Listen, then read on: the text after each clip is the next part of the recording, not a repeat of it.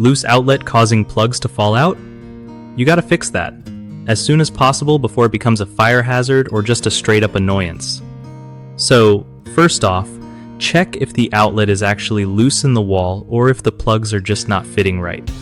Sometimes the mounting screws holding the outlet can get loose, so grab a screwdriver and tighten those bad boys gently. You don't want to strip them. If that doesn't help, chances are the outlet itself is worn out and needs swapping. Turn off the power at the breaker before touching anything. Seriously, safety first.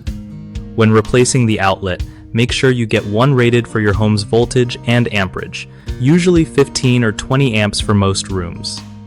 Also, double check that the wires are connected tight to the new outlet's terminals to avoid any loose connections.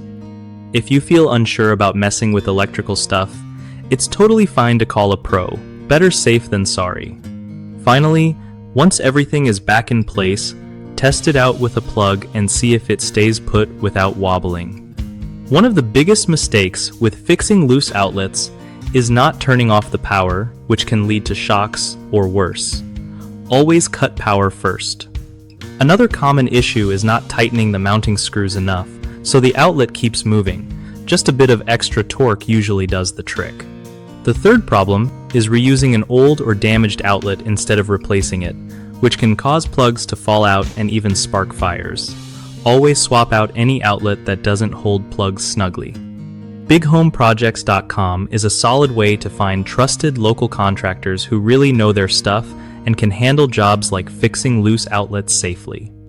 Plus, it helps contractors connect with homeowners who need work done, making it easier for everyone to get the job done right.